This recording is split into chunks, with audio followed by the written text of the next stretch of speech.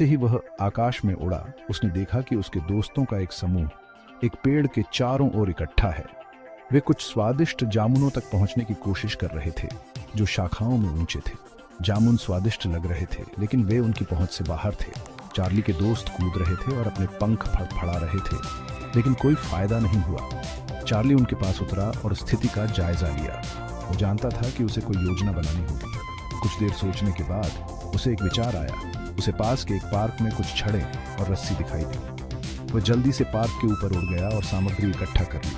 अपनी चोंच में छड़ें और रस्सी लेकर वह उस पेड़ पर लौट आया जहां उसके दोस्त इंतजार कर रहे थे। एक साथ मिलकर उन्होंने एक साधारण सीढ़ी बनाने के लिए एक टीम के रूप में काम किया। यह आसान नहीं था, लेकिन चार्ली के मार्गदर्शन और सभी के सहयोग से वे एक मजबूत सीढ़ी बनाने में कामयाब रहे, जो जामुनों तक पहुंच गई।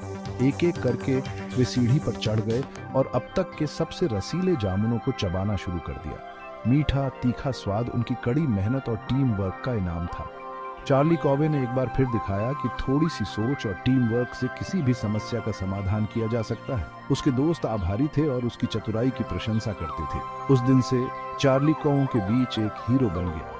जब भी उन्हें कोई चुनौती का सामना करना पड़ता, वे चार्ली की ओर देखते, ये जानते हुए कि वह एक शानदार समाधान लेकर आएगा। इसलिए अगली बार जब आप एक कौवा देखें, तो चार्ली के स्मार्ट कारनामों को याद रखें।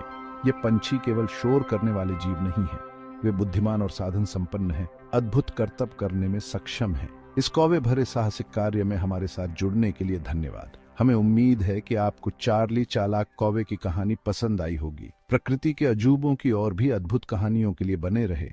और भी अविश्वसनीय कहानियों के लिए हमें फॉलो करें और जानवरों की आकर्षक दुनिया के बारे में जानें। खोजने के लिए हमेशा कुछ नया और रोमांचक होता है। याद रखें, प्रकृति आश्चर्यों से भरी है और हर जीव की अपनी अनोखी कहानी होती है। अगली बार तक खोजबीन करते रहें और जिज्ञासु बनें।